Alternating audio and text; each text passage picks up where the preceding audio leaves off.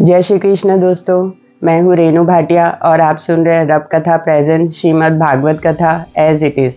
ये है 39th episode और आप सुन रहे हैं 10वां स्कंद 9वां अध्याय।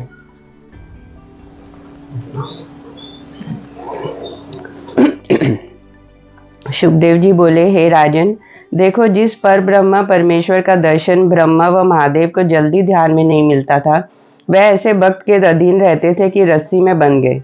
परमेश्वर की माया ऐसी बलवान है कि यशोदा ने 2 बार उनके मुख में तीनों लोक का व्यवहार देखा था, 30 पर भी उनको न पहचान कर उखल से बांध दिया। हे राजन, पहले तो गोपियां श्याम सुंदर के बांटते समय हंसती थी और यशोदा के चले जाने पर मोहन प्यारे को बंधे हुए उदास देखकर सब रोने व पछताने लगी। गोपियों ने यशोदा के पास जाकर कहा कि तुमने माखन व दही खाने व लुटाने के कारण श्याम सुंदर को बांधा है। हमसे अपराध हुआ जो तुमसे उल्हाना किया।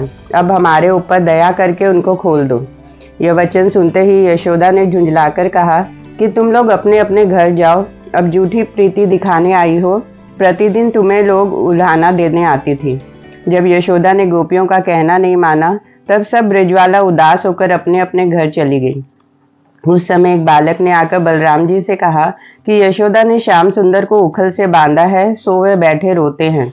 बलभद्र जी यह वचन सुनकर दौड़े आए और अपने भाई को बंधे देखकर रोकर बोले, हे भाई, मैं तुमको नित्य समझाता था कि गोपियों के घर माखन चुराने मत जाया करो, माता मारेगी।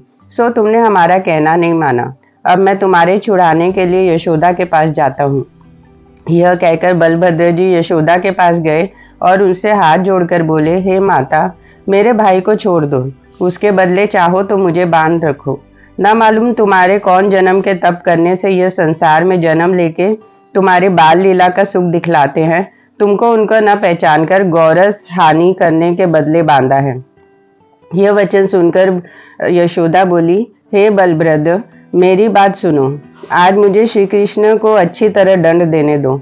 मैंने उसे बहुत समझाया, इस पर भी उसने गोपियों के घर जाकर माखन व दही चुराना नहीं छोड़ा। ब्रिजवासियों ने उसका नाम माखन चोर रखा है। भला तुम ही बतलाओ कि मेरे घर उसे कौन वस्तु की खाने को नहीं मिलती जो वो बिराने घर दही व माखन चुरा कर खाता है और मेरा कहना नहीं मानता। जब ग्वालिन मुझे उलाहना देती है तब मैं लज्जा के मारे डूब जाती हूँ। वह सब जगह जाकर धूम मचाता है, घर में एक साथी नहीं बैठता। आज मैंने उसे धमकाने के लिए बांधा है, इस पर तुम मुझसे कहते हो कि तुमको दूध व माखन कन्हैया से अधिक प्यारा है।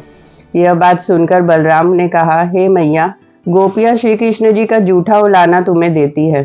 सब ब्रजवाला श्याम सुंदर से प्रीति करती है और उनको देखने के लिए उलाना देने के बहाने तुम्हारे पास आती है।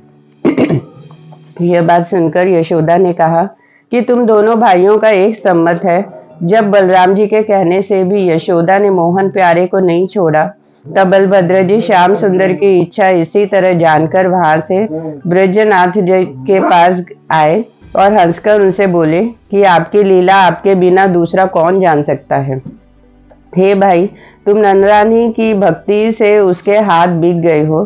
तुम दैत्यों को मारने और अपने भक्तों को दुख छुड़ाने के लिए सदा भक्तों के वश में रहते हो।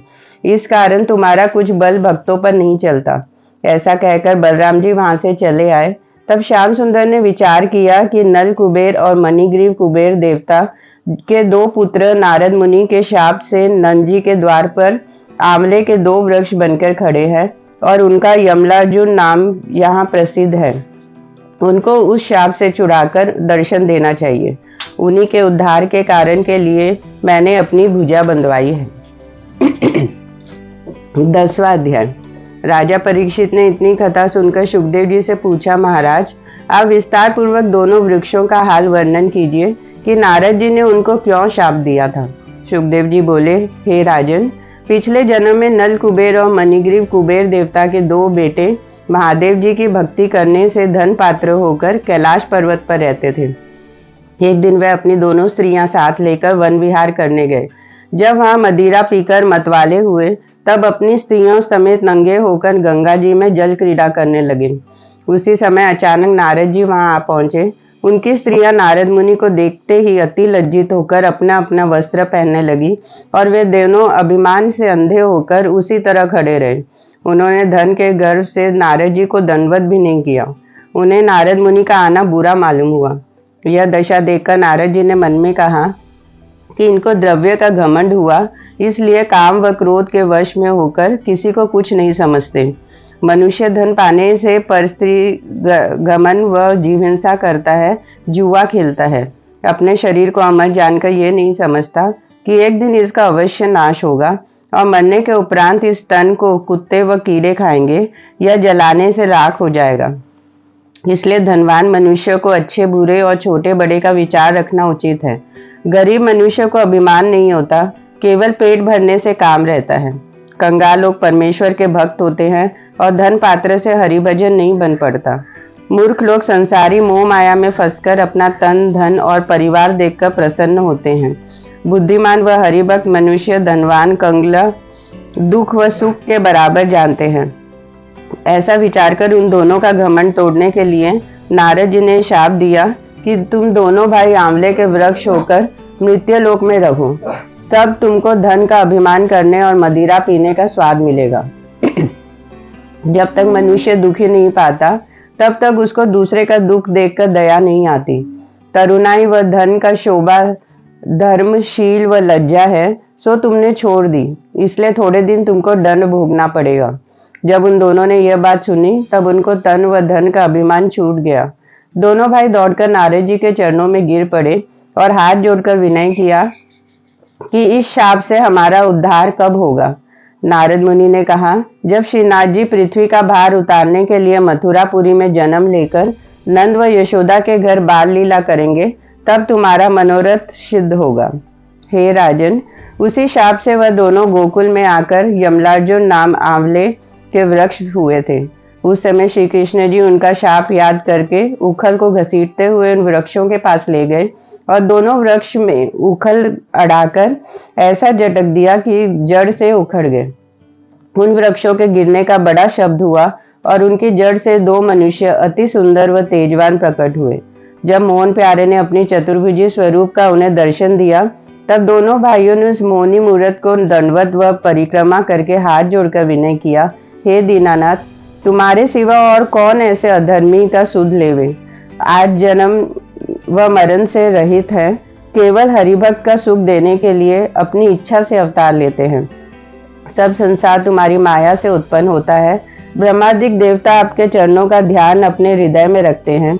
नारद जी ने हमारे ऊपर बड़ी कृपा करके शाप दिया था, जिस कारण आपके चरणों के दर्शन मिला और हमारा सब दुख छूट गया।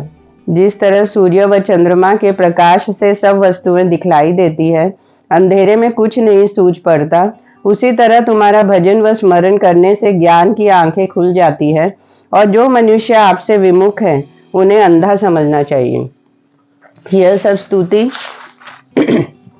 सुनकर दीनानाथ जी बोले, नारद मुनि ने तुम लोगों को गोकुल में वृक्ष बना दिया था, उन्हीं की कृपा से मेरा दर्शन तुम्हें मिला। अब जो कुछ तुम्हें इच्छा हो वह वरदान मांगो। ऐसी कृपा अपने ऊपर देखकर नल, कुबेर और मणिग्रीव ने विनय किया कि हे महाप्रभु, जब आपका दर्शन प्राप्त हुआ तब हम लोगों को किसी बात की इच्छा नहीं है, पर इतना वरदान कृपा करके दीजिए कि हमारे हृदय में सदा आपका नवदा भक्ति बनी रहे। यह वचन सुनकर श्याम सुंदर बहुत प्रसन्न हुए और इच्छा पूर्वक उन्हें वरदान देकर विदा किया। दोनों भाई विमान पर बैठकर कुबेर लोक को चले गए। 11वां अध्याय। शुकदेव जी ने कहा, हे राजन, जब वे दोनों वृक्ष गिर पड़े, तब उनके गिरने का शब्द सुनकर यशोदा अति व्याकुल से दौड़ी और जिस जगह श्री कृष्ण जी को बांध आई थी, वहां उन्हें न देखकर अधिक घबराकर श्याम सुंदर का नाम लेकर पुकारने लगी। नंद जी भी यशोदा का चिल्लाना सुनकर दौड़कर आए। जहां दोनों वृक्ष गिरे थे, वहां क्या देखा कि नंदलाल जी उन वृक्षों के बीच में उखल से बंधे सिकुड़े बैठे हैं। जब नंद जी ने केशव मूर्ति को उखल से खोलकर गोद में उठा लिया और छाती से लगाकर रोने लगे। यशोदा ने क्रोध करके बोला, तूने मेरे प्यार प्यारे को उखल से क्यों बांधा था? आज परमेश्वर ने इनसे जान बचाई। इस समय मोहन प्यारे यशोदा की ओर कनखियों से देखकर अपनी आंख मलते जाते थे। यशोदा ने उनको नंद जी की गोद से लेकर अपने गले लगा लिया। जैसे सांप अपना खोया हुआ मणि पावे, वैसे ही हर्ष यशोदा को हुआ। गोपियां मोहन प्यारे के प्राण बचाने से बहुत प्रसन्न हुई और नंद उपदन उपनंद आदि वहां इकट्ठे होकर आपस में कहने लगे कि ऐसे पुराने वृक्ष बिना आंधी आए जड़ से क्यों कर उखड़ गए, यह बड़ा आश्चर्य मालूम होता है। तब एक ग्वाला ने जो चरित्र देखा था आकर ज्यों का त्यों सुनाया, पर उस बालक की बात का विश्वास न करके वे लोग आपस में कहने लगे कि मोहन प्यारे से इतने बड़े वृक्ष कैसे गिरे होंगे। तब दूसरे ने कहा, कदाचित ऐसा ही हुआ हो, परमेश्वर की गति परमेश्वर जाने, दूसरा कौन जान सकता है। इसी तरह सब लोग आश्चर्य की बात करते हुए मोहन प्यारे को घर ले गए। नंद ने ब्राह्मण व कंगालों को दान व दक्षिणा देकर श्री कृष्ण जी से पूछा, हे बेटा, तुमको भी दो मनुष्य वृक्ष में से निकलते हुए दिखलाई दिए थे? वज्रनाथ ने कहा, हे बाबा, हमने कुछ नहीं देखा। नंद ने उनको अपने गले लगा लिया और उनके शरीर से भी जो घूर लगी थी उसे पोंछ दिया। यह वचन सुनते ही यशोदा ने माखन, रोटी, मेवा, मिठाई आदि ला दिया। सो मोहन प्यारे ने ग्वाल वालों समेत बड़े हर्ष से भोजन किया। जब श्री कृष्ण जी के वर्षगांठ के दिन आया, तब नंद जी ने अपने जाति भाइयों और ब्राह्मण को सम्मान पूर्वक खिलाकर बड़ी खुशी मनाई और उपनंद आदि ग्वालों से कहा कि गोकुल में नित्य नया उत्पात उठता है, इसलिए दूसरे स्थान पर जहाँ घास व जल का सुख हो चलकर बसना चाहिए। यह सुनकर उपनंद ने कहा कि वृंदावन में जहाँ गोवर्धन पर्वत है, चलकर बसो तो अच्छी तरह आराम पावेंगे। जब यह सम्मत सबको भला मालूम हुआ, तब दूसरे दिन शुभ साइत में नंद जी अपने जाति भाई गोकुलवासी और घर के सब वस्तु समेत वृंदावन को गए। संध्या समय पहुंचकर वृंदा देवी की पूजन की और आनंद पूर्वक वहां बसे। श्याम सुंदर की कृपा से वृंदावन फूल, घास, फल आदि से भरा हो गया। अनेक रंग के पक्षी बोलने लगे। सब लोग वहां अपने रहने के लिए अच्छे अच्छे स्थान बनाकर आनंद पूर्वक रहने लगे। गौओं ने वहां चढ़ने का बड़ा सुख था। सब लोग नित्य नई नई लीला केशव मूर्ति की देख के सुख पाते थे। हे राजन, जब वज्रनाथ जी 5 वर्ष के हुए, तब उन्होंने नंद रानी से कहा कि हे मैया, हम भी बछड़ा चराने जाएंगे। तुम बलदाऊ से कही दो कि वन में हमको अकेला न छोड़े। तब यशोदा बोली कि हे बेटा, बछड़ा चराने के लिए बहुत से बालक यहाँ चाकर हैं, मेरी आंखों के सामने से तुम अलग मत हो। यह सुनकर नंदलाल जी ने कहा कि तुम मुझको बछड़ा चराने व खेलने के वास्ते वन में न जाने दोगी तो मैं माखन रोटी न खाऊंगा। जब यशोदा कन्हैया जी के हट करने से हार गई, तब शुभ साइत में ब्राह्मणों को कुछ दान देकर सब ग्वाल बालों को बुलवाया और शाम बलराम को सौंपकर उनसे कहा कि तुम लोग बछड़ा चराने बहुत दूर मत जाना और संध्या होने से पहले दोनों भाइयों को घर पे ले आना। इनको वन में अकेला न छोड़कर अपने साथ लिए रहना। ऐसा समझाकर श्री कृष्ण और बलराम को बछड़ा चराने के लिए भेजा। श्याम व बलराम ग्वाल बालों समेत यमुना के किनारे बछड़ा चराने के ओर गए और खेलने लगे। जब कंस ने सुना कि नंद आदि गोप गोकुल छोड़कर वृंदावन में बसे हैं, तब उसने वत्सासुर को बुलाकर विनय पूर्वक श्याम सुंदर के मारने के लिए भेजा। जब वत्सासुर बछड़ा रूप वृंदावन में आया और जो बछड़े श्याम सुंदर चराते थे उन्हीं में वह भी मिलकर चरने लगा और उसे देखते ही सब बछड़े डरकर इधर उधर भाग गए। तब केशव मूर्ति ने उन्हें पहचानकर आग की सेन से बलराम जी से कहा, हे भाई, ये राक्षस कंस ने भेजने से बछड़ा रूप बनकर मुझे मारने के लिए आया है। वत्सासुर अपनी घात लगाए हुए चरते चरते श्री कृष्ण जी के पास आ पहुंचा। तब मोहन प्यारे ने उसका पिछला पांव पकड़कर घुमाकर वृक्ष के जड़ से ऐसा पटका कि उसके प्राण निकल गए। उस समय देवता ने श्याम सुंदर पर फूल बरसाए। यह देखकर ग्वाल बाल बोले कि हे नंदलाल जी, तुमने बहुत अच्छा किया जो कपट रूप राक्षस को मार दिया, नहीं तो यह हम सबको खा जाता। फिर सब लोग प्रसन्न होकर खेलने लगे। जब राजा कंस ने वत्सासुर के मरने का हाल सुना, तब अति चिंतित होकर उसके भाई बकासुर को भेजा। सो वह बकला रूप से वृंदावन में आया और यमुना के किनारे पर्वत के समान बनकर एक घाट पर बैठा और श्री कृष्ण जी आवे तो मछली की तरह उनको निगल जाओ। श्याम सुंदर ने उसको देखकर जान लिया कि यह राक्षस है और किसी ग्वाल बाल को नहीं पहचाना। ग्वाल बालों ने मोहन प्यारे से कहा कि हे भाई, हमने तो इतना बड़ा बकुला कभी नहीं देखा था। श्याम सुंदर बोले कि तुम लोग धैर्य रखो, हम इसको मारेंगे। ऐसा कहकर नंदलाल जी ग्वालों के बरसने पर भी उस बकुले के पास चले गए। तब वह श्याम सुंदर को उठाकर निगल गया और अपना मुख बंद करके प्रसन्न होकर मन में कहने लगा कि आज मैंने अपने भाई वत्सासुर का बदला लिया। यह हाल देखते ही सब ग्वाल बाल व्याकुल होकर आपस में कहने लगे कि हम लोग चलकर यशोदा जी से यह हाल कहें। उस समय बलभद्र जी भी न मालूम कहाँ पीछे रह गए थे। ऐसा कहते हुए वह रोते हुए ग्वाल बाल मारे डर के वहां से भागे। जब थोड़ी दूर पर बलभद्र जी से भेंट हुई तब लड़कों ने बलराम जी से कहा कि हमारे बरजने पर भी मोहन प्यारे बकुले के पास चले गए, सो वह उनको निगल गए। बलराम जी बोले कि तुम डरो मत, नंदलाल जी उसको मारकर तुमसे आ मिलेंगे। जब वज्रनाथ ने ग्वाल बालों को दुखी देखा तब अपने अंग से ऐसी ज्वाला उत्पन्न की कि उसे बकुले का पेट जलने लगा। उस राक्षस ने व्याकुल होकर श्याम सुंदर को उगल दिया। जब नंदलाल जी ने उसकी चोंच से निकला भाग पांव के नीचे दबाया और ऊपर का भाग हाथ से पकड़कर चीर डाला, वह राक्षस मर गया। उस समय देवताओं ने बड़े हर्ष से बाजे बजाए। जब मरते समय उस बकुले ने बड़ा शब्द किया तब बलराम जी ने ग्वालों बालों से कहा कि कन्हैया ने राक्षस को मार डाला, चलो हम लोग भी देखें। जब सब बालक व बलराम जी वहां पर गए तब नंदलाल जी ने अपना सखा लोगों से कहा कि हमने चोंच फाड़कर इसको मारा है। यह बात सुनते ही सब ग्वाल बाल परमेश्वर से विनय करने लगे कि आज नंदलाल के प्राण नारायण जी से बचाए।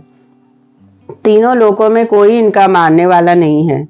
जब से ये उत्पन्न हुए तब से इन्होंने कई राक्षस को मार डाला। यह हमारा भाग्य समझना चाहिए जो इसके सखा कहलाते हैं।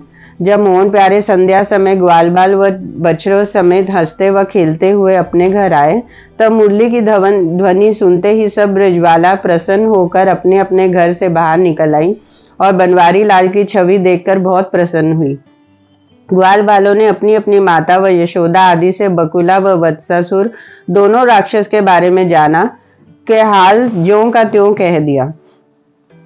हे राजन, उस दिन नंजी ने बहुत सा दान मोहन प्यारे के हाथ से कराकर कहा कि हम लोग गोकुल छोड़कर वृंदावन को चले आए। इस पर भी नित्य नया उत्पात श्री कृष्ण जी के पीछे उठता है। अब यह गांव छोड़कर कहाँ जावे।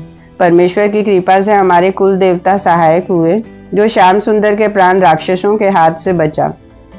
यशोदा बहुत पछताकर नंदलाल जी के समझाने लगी कि ए बेटा, तुम वन में मत जाया करो, तुम्हारे पीछे अनेक राक्षस लगे रहते हैं। मोहन प्यारे ने कहा, हे मैया, हमको वन में ग्वाल बाल अकेले छोड़ देते हैं और मैं उनके साथ बहुत दुख पाता हूँ। अब मेरी बलाई बछड़ा चराने जावे।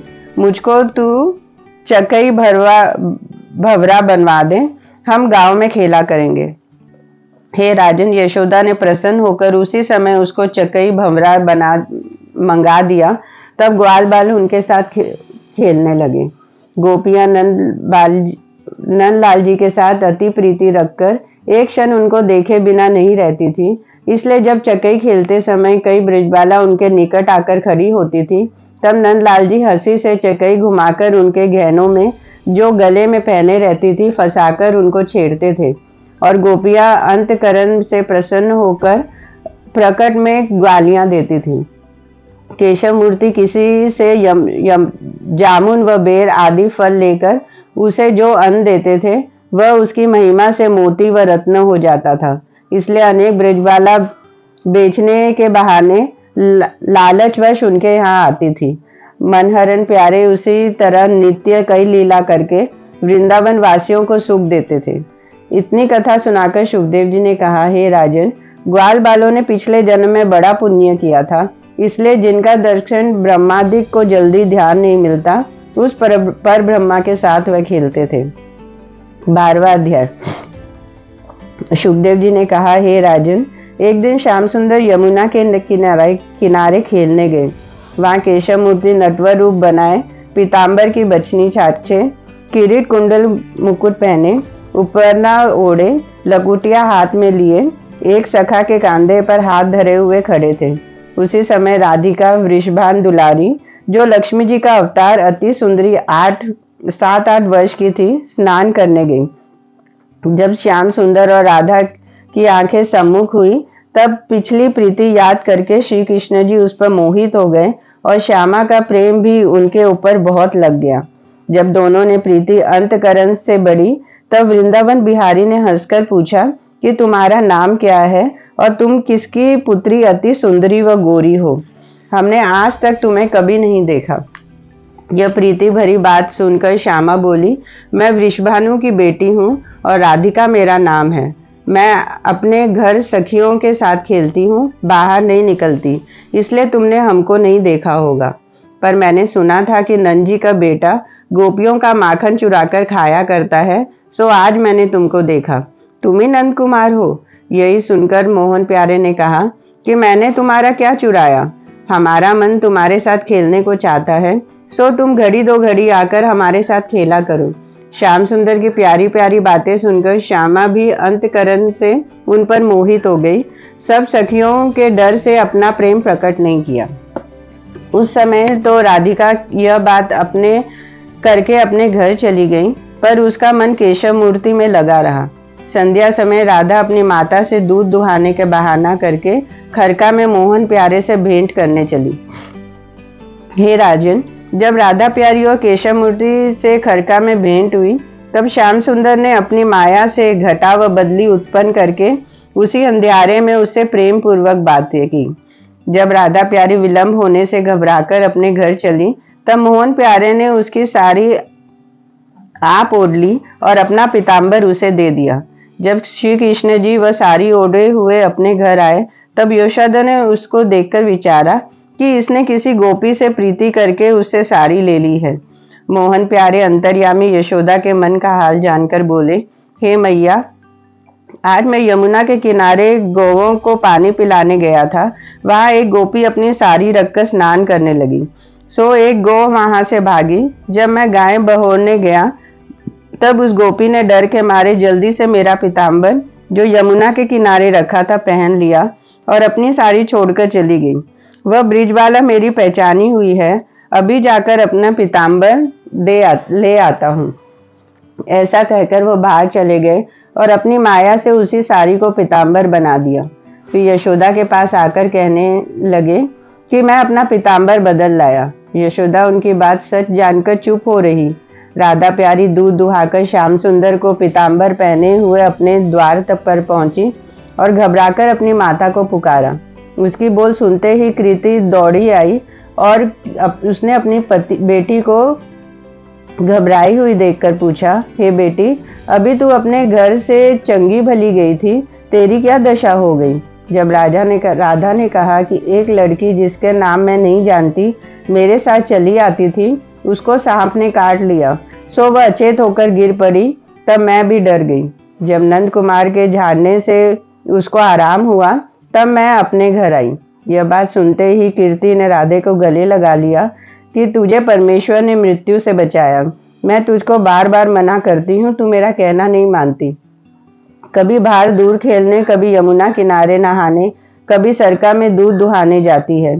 खेलते समय देखकर धरती पर पाँव नहीं रखती। अब तू कहीं बाहर खेलने मत जाया कर। यह बात अपनी माता से सुनकर राधिका मन में कहने लगी कि आज मैंने अपनी माता से अच्छा छल किया। उसने मौनी मुहूर्त का ध्यान हृदय में रखकर अपनी माता से कहा कि मैं घर के बाहर न जाकर गांव और घर में खेला करूंगी। हे राजन, राधा प्यारी के मन में नंदलाल जी ऐसे बस गए थे कि उनको देखे बिना उसे चैन नहीं पड़ता था। इसलिए तीसरे दिन फिर राधिका दूध दुहाने के बहाने श्याम सुंदर के स्थान पर आई और द्वारे पर से मोहन प्यारे को पुकारा और लज्जा के मारे भीतर नहीं गई। राधा प्यारी के शब्द सुनते ही नंदलाल जी ने यशोदा से कहा कि हे मैया, कल मैं यमुना के किनारे रास्ता भूल गया था, सो एक गोपी मेरा हाथ पकड़कर गांव में पहुंचा गई तो मैं घर पहुंचा हूँ, नहीं तो न मालूम भूलकर कहाँ चला जाता। जब ब्रिजबाला मेरे साथ खेलने आई है, पर तुम्हारे भय से यहाँ नहीं आती, तुम उसको भीतर बुलाकर देखो। ऐसा कहकर मोहन प्यारे ने अपनी माया ऐसी यशोदा पर फैला दी कि उसको श्याम से प्रीति उत्पन्न हो गई। जब यशोदा ने श्याम सुंदर से कहा कि तू उसको भीतर बुला ले, यह बात सुनते ही मोहन प्यारे जब राधिका की बाह पकड़कर भीतर ले आए तब यशोदा ने उसकी सुंदरता देखते ही बड़े प्रेम से अपने पास बिठाकर पूछा कि तू किस गांव में रहती है? मैंने आज तक तुझको कभी नहीं देखा। तेरे व तेरे माता पिता का क्या नाम है? कल मेरा मोहन प्यारे रात भूल गया था, सो तूने बहुत अच्छा किया जो उसको गांव में लिवा लाई। श्यामा ने कहा कि मेरा नाम राधिका है। यह सुनते ही यशोदा ने कहा कि मैं जानती हूँ तेरी माता बड़ी कुलवंती व वृषभानु तेरे पिता बड़ा खोटा है। तब राधा प्यारी हंसकर बोली कि मेरे पिता ने तुमसे क्या खुटाई की थी।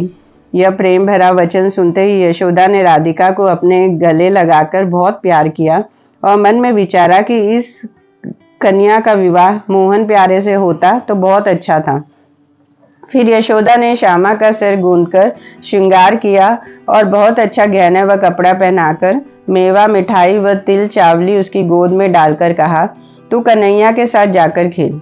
यह बात सुनते ही राधिका प्रसन्न होकर नंदलाल जी के साथ खेलने लगी।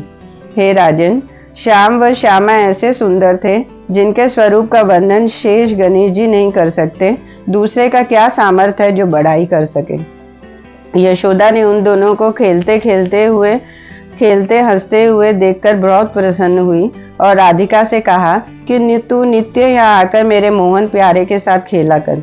श्याम सुंदर राधा प्यारी से हंसकर बोले कि तुम लज्जा छोड़कर हमारे यहाँ खेलने आया करो। तुम्हारे साथ खेलने से मेरा मन अति प्रसन्न होता है। राधा यह बात मोहन प्यारे की सुनकर मुस्कुराती हुई अपने घर चली गई। जब राधा प्यारी श्रृंगार किए हुए अपने घर पहुंची तब उसकी माता कीर्ति ने पूछा कि तू कहाँ गई थी? तेरा श्रृंगार किसने किया है?